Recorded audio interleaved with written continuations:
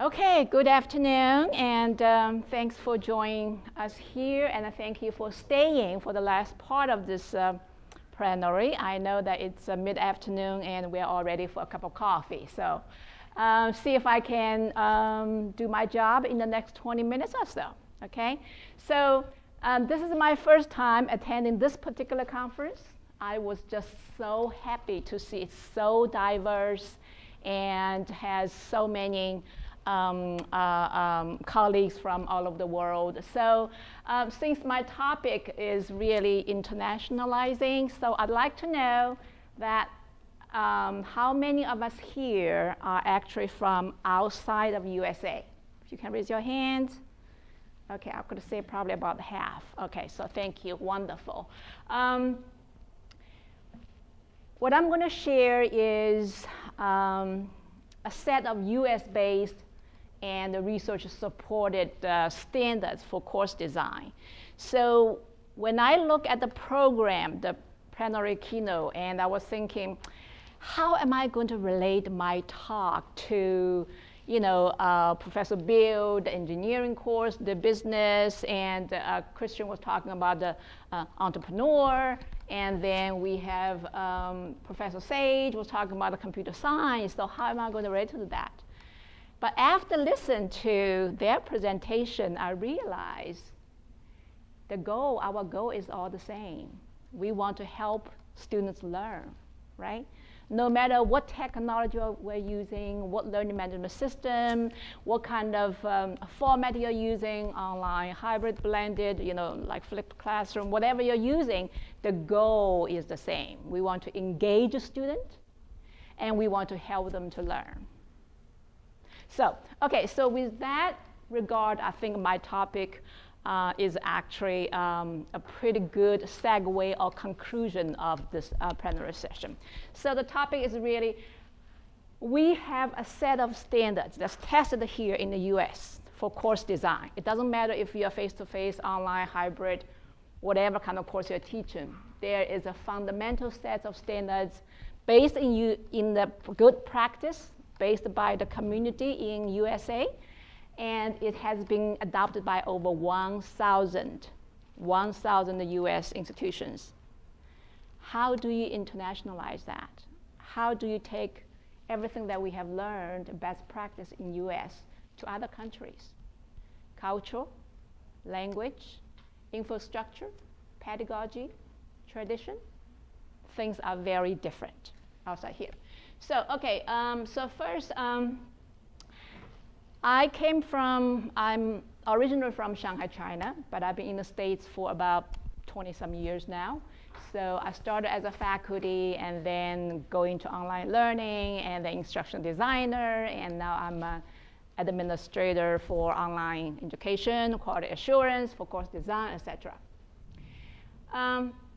I want to quickly touch upon is, first I want to share with what is this quality assurance for course design. And by the way, my next presentation is in the next hour, after coffee break, in the next room, Mongolia A. I will share a little bit more beyond course level, program level, institutional level. How do you take the quality assurance process, start at the course level, to your program level, and to the institutional level. So that's my next talk today. And then I want to share with what we have been doing. How do we internationalize the best practice? So we have something going on in China, Saudi Arabia, Latin America, and more. And then I will actually share what we have done. And there is a set of, we consider it as the basic international standards that no matter where you are from, as long as you are teaching or as long as you're helping faculty to build courses, and you can take it, try it out, and I would love to have your feedback to help us improve. And I have some hard copy handout on my table. So if you want a copy, on your way out, you can grab a copy. If you can grab a copy, you can also get a pen. You can also get one of my cards. So, okay. So quality matters. For those of you who are in the US, you might have heard of it. Maybe your school is even a member institution of QM. But we are a nonprofit, and we focus on quality assurance for courses.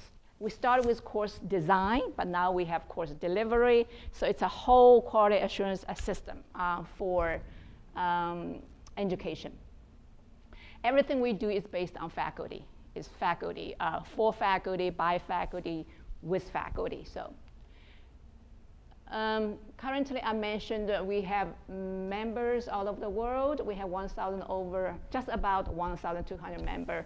Most of them, 94, 95% are still in North America, as you can see.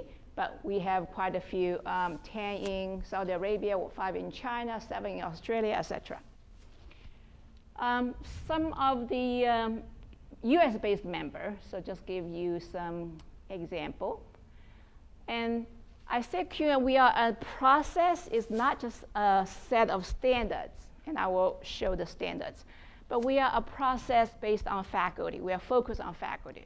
First, the standards can be used by faculty and instruction designers to help them develop their courses. Online, hybrid, face-to-face, it doesn't matter what format. And then, just because you have a set of standards, the faculty need to be trained. Faculty needs support before, during, and after, right? And then we also have a process to peer review. Faculty from the country, from the community will review your courses, give you constructive feedback to improve. So it's an entire quality assurance process. Back to the standards, we have 5 sets. So we started with higher education, and then there's higher education published version, K-12, etc. I'm holding a piece of one copy of the standard that's on my table there. This is the general standards, means on the 8 categories.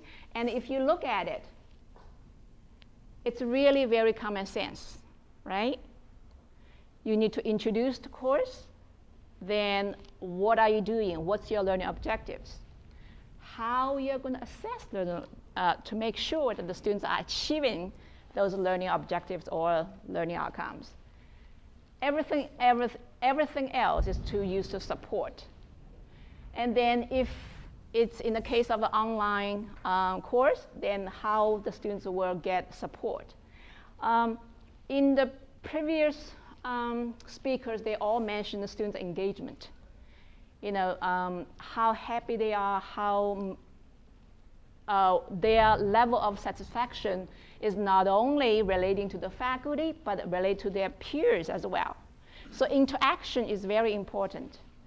When we talk about interaction, it's not just between the instructor and the students. It's the students interact with the content, right? How do you make your content interesting and engaging that the students wants to do it? Like PlayStation 3, that's kind of like a tool technology that they want to be engaged with. But then the engagement between faculty and the students, right? Because you want to make the students feel that the faculty is there when you need it. And then students to students, of course, right? Especially if you're doing group projects, etc. The students have to be able to relate to each other and work as a group. And other support. And in the US, it's very important that we have the accessibility built into your course. Because otherwise, because the federal laws or regulations require, if you are offering an online course, the online course needs to be accessible. So students who are deaf or who cannot see, they should be able to still take your course. If not, there might be a lawsuit. So, but in other parts of the world, as far as I know, in China, in certain parts of Latin America, the accessibility is not a big issue yet. So that's where the internationalizing part comes in. How do you adapt the best practice that we have here in the US for the past almost 20 years? How do you use that to adapt to the rest of the world? I talked just a little bit of, when you develop a design course, regardless what format, you always wanted to look at the learning objectives or learning outcomes or competencies, where you want students to be, right? What you still want the students to master. Now, once you decide on that, and in many institutions in the US, it's mandatory, right? The course learning objectives are mandatory. The institutionalized and the faculty can only probably improve or change the unit level or module level learning outcomes, but at the course level, it's mandatory. Once you have that, then you have to decide how you're going to, based on these learning outcomes, what kind of assessment? Quizzes, projects, writing ACs, what kind of best assessment you're going to design in order to measure. And then everything else really in between, whether it's a textbook, whether it's no textbook, it's all OER, open education resources, or it's something that students contribute. What are the course activities that you're going to design that can best engage students and then help them in the best way possible to learn? And then all the technologies that we have. You don't want to use technology just because, oh, this is the newest, the fanciest, the shining one. You don't want to use that unless it is helpful for the students to achieve. So this is called the alignment principle, the principle of alignment. Whatever you're doing in your course is going to support a goal. What do you want the students to achieve?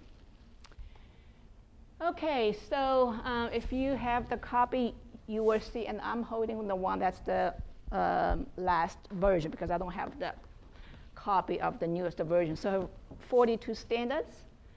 And this is just a quick example. You probably cannot read, but it's OK. I can send it to you if you want it. Under each general standards, there are specific standards. And if you have time after the session, if you read through, they're really very, very common sense. Most of the things that's listed here as guidelines or as standards, you are doing it. You are doing 80 or 90% of it. This is just a set of guidelines for you to say, OK, I'm doing this, but this one, never thought of that. Maybe I should try. I should have this component in it.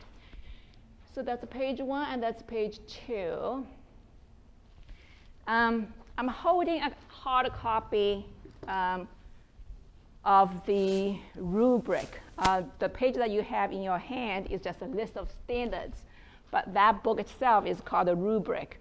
That means each standard is like 2.1. I think Bill mentioned, or one of the speakers mentioned, faculty and students, sometimes they do not understand what a measurable outcome is. Coming from China, I was raised and taught in China, and I still remember professors would say, OK, in this class, you're going to learn this. Afterwards, you're going to understand this and that. That's it. OK, so how do you assess, understand? OK, how are you going to design your assessment, your activities in order to assess, understand? OK, so the understand in terms of instructional design is not measurable. OK, so, but anyway, the screen shows you for this particular standard, there's annotations. So that is why of those 42 standards, we have an entire book that's called Rubric. OK, so as I mentioned earlier, just having a set of standards is not enough, right? So based on faculty's role, faculty's need, you need to provide some training, just-in-time support, etc. And there's also a series of workshops that depends on what the faculty's needs are that can be taken. I also mentioned that we have peer review process. So once a course is designed, how do you actually ensure that it actually meets the standards and of quality? We have a peer review process. All the reviewers are peers, meaning professors in your field. Then if the course meets standards, we do course certification. There's the mark that you can attach to your course, showing that the course has been reviewed and certified. And we do the same with program. So that I will cover in my second presentation in the next hour. I'm going to skip a few slides so I can go a little bit faster. So the process has been proven and adapted and adopted in the US since 2002, 2003. So it has been used by over 1,100 institutions. So how do we adapt? This is just a process that we use. How do we adapt this to international? So here's what we have been doing. Lots of international institutions came to us and said, well, you know, you have been doing this, and we want to adopt your standard process to our courses, our programs, our institutions. So as I shared on the map, we have quite a few international member institutions here. The map again. And we are part of a bigger international quality assurance agencies. And so here's a few organizations that we are part of that. We are collaborating with them.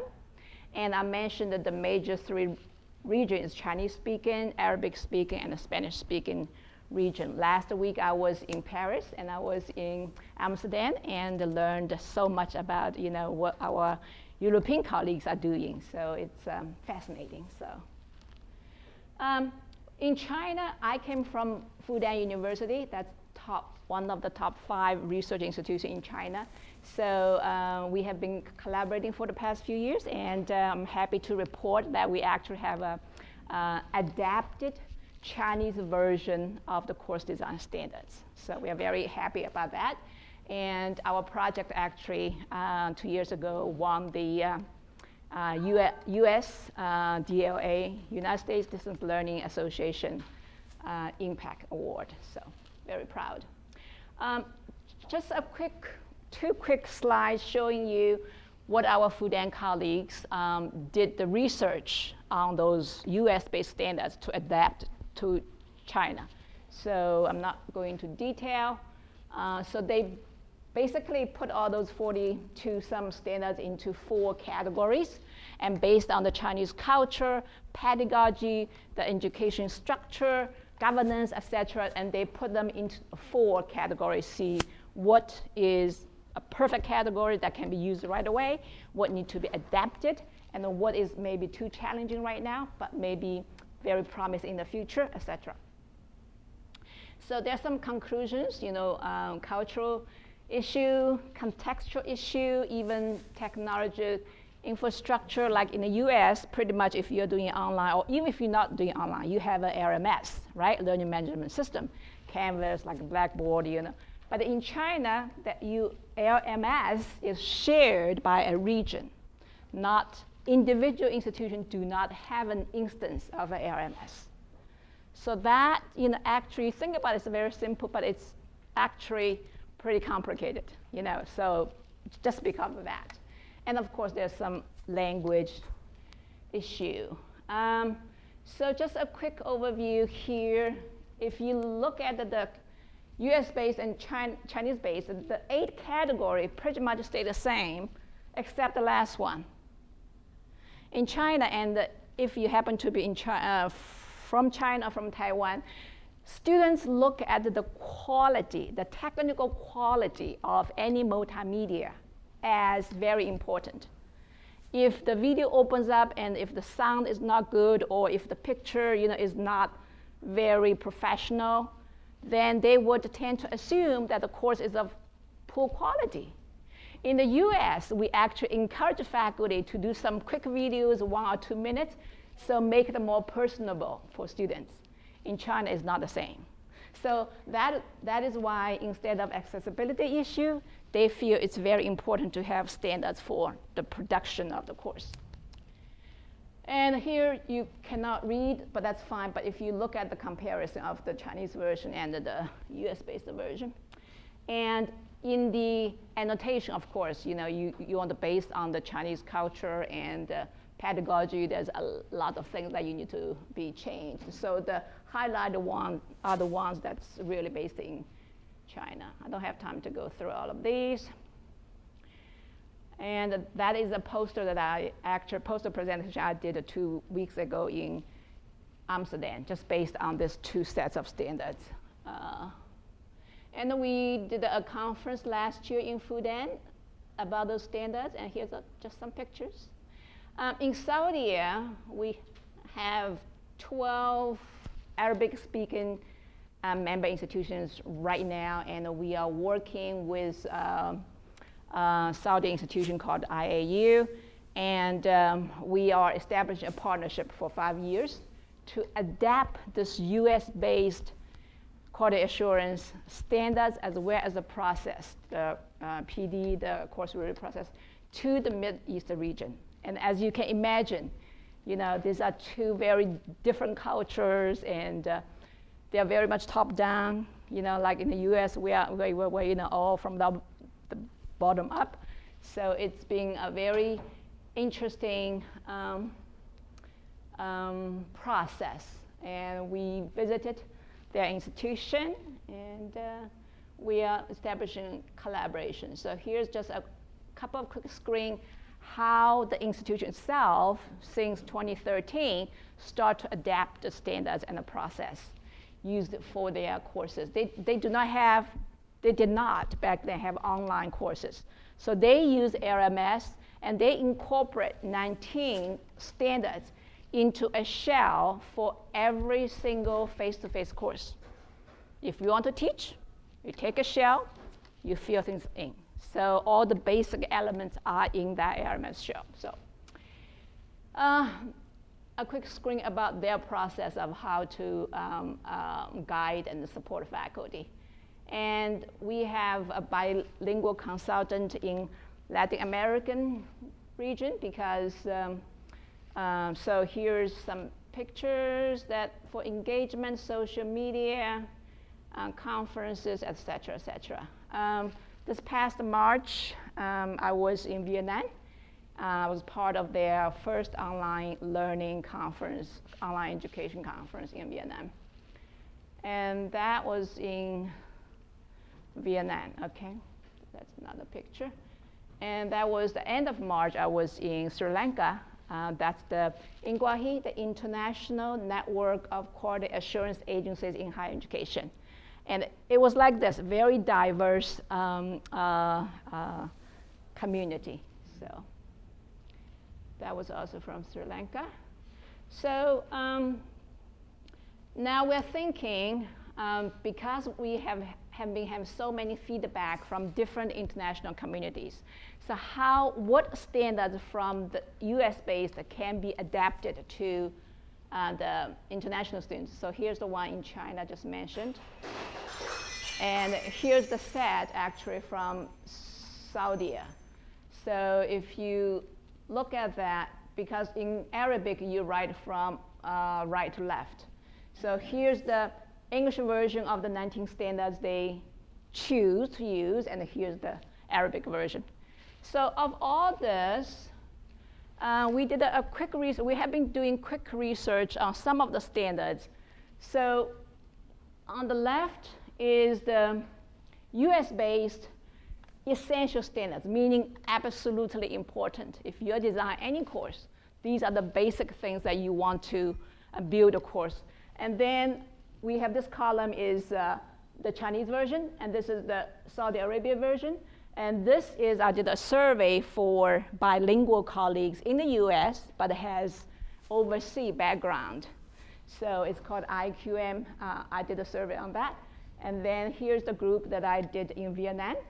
And we also have another organization that's doing international collaborations, including Australia, some European countries, et cetera. So of those, if you look at that, the majority of them agree that the US-based absolutely necessary essential standards, they also say yes. Okay, they agree.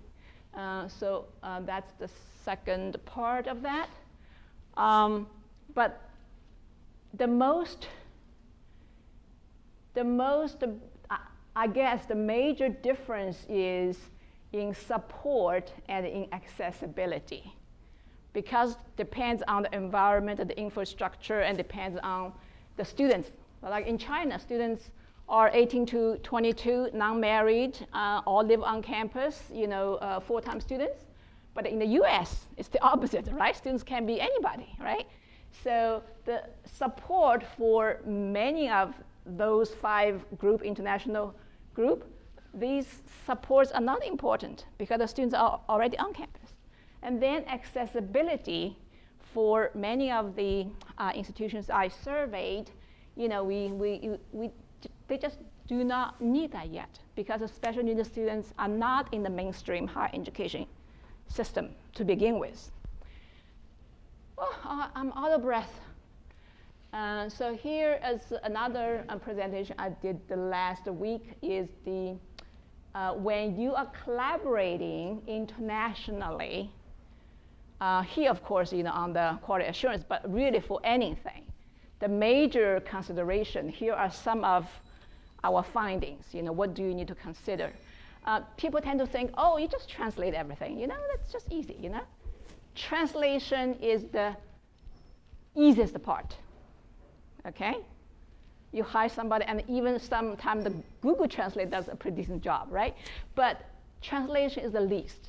What you want to consider is the educational governance structure and top-down, bottom-down, and you also wanted to be able to understand how they do research and who needs to be included to begin with, and you wanted to also prepare if you're considering to collaborate international or anything.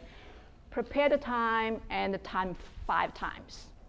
You think it's going to take 20 hours, it's going to take 100 hours. Okay, because of all the communication and discussions, et cetera, et cetera. So, okay, I'm going to stop here. I know I already run out of time, but if you are interested to learn more, come to my next session.